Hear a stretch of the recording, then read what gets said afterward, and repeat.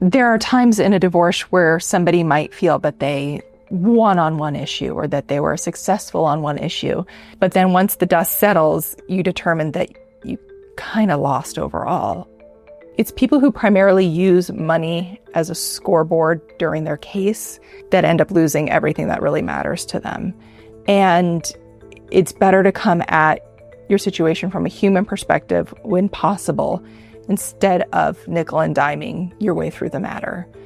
The laws are pretty clear on how things are going to proceed in your matter, and trying to just really poke at the other person and some sort of vengeance rarely is successful for people. Money is often seen as a proxy for fairness because I think culturally a lot of people view it as power or as an award for how they've been wronged. It's not accurate when you're dealing with the reformation of a family, because that's what you're doing.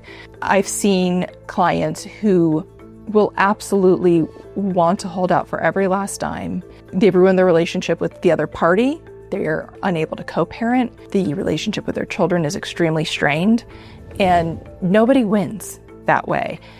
On the other hand, I've actually had a client who told me whatever that person wants, let's pay them double, because they knew they would earn it back. Boy, are they the best of friends now. And they take family vacations now, and they couldn't be closer. And the children won.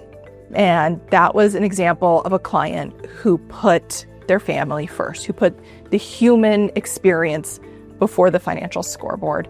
And in that case, you could truly never go wrong.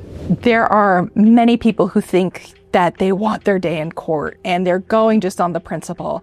And I'm here to tell you, it's not what it is on TV. It's not what it is on these shows. I very rarely have people who litigate who said it was worth it. And we don't litigate unless we think we're going to be very successful. So they're talking about the stress and the attorney's fees spent and relitigating and rehashing of issues on the stand. Even when they're successful, they still feel like they lost because it is so emotionally and financially taxing. We've seen people who say, oh, I'd rather give the money to you than my ex. Please don't. Please don't. The money is going to come out of you one way or another. Far better for it to go somewhere where then it could start to hopefully rebuild the relationship you had than just to a lawyer. We've seen many people who will fight over the children, not that they're really interested in having them just as much time, but only because they knew it was important to the other person. And that will drag out a case just for vengeance. Or somebody who wants to keep the home, even though they don't really like the home, only because they know the other person really wanted to keep the home.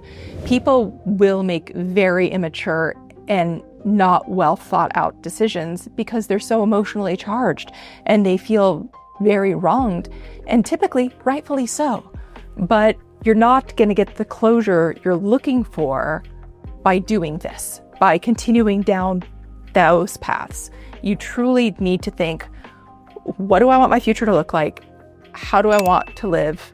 And make your decisions based on that, not based on the other person.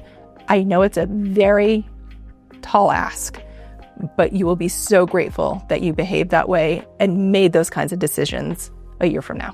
So the people I've seen who have tried to get every last dime, who have tried to extend the litigation needlessly, once the case is over, I've never seen one of them better off. It has completely strained the relationship that they have with their spouse, with the children. They have regrets of how they behaved because now they can't even be in the same room together as their ex when the child is there. And the child might be at an age where they've seen your behavior and they've experienced it firsthand, and you might be the one who's left out. So if you just come from a place of kindness, as hard as it is, or just from a place of doing what is in your best interest moving forward and not keeping a monetary scoreboard of a tit for tat, you can come out of this with respect. You could come out of this with dignity and move on with your life much faster and easier than somebody who counted every single penny along the way. If I could leave you with anything from this video, it would be to maintain your self-dignity and your values and your self-focus rather than the other person. I think people get so caught up in hurting the other person or getting back at the other person that they lose sight of really what truly matters to them and what their goals are and what their wishes are and what's truly best for them. I've seen people get awards of wine collections and then just trash them afterwards, or furniture or jewelry or fill in the blank, and they don't even keep it because the point wasn't them, the point was to hurt the other person. And you have to give up other assets to get those things. So how much are you willing to give up? So it's far better to do what is best for you and the person you are 5 years from now than the person who's going through what you're going through today. We hope that video was useful.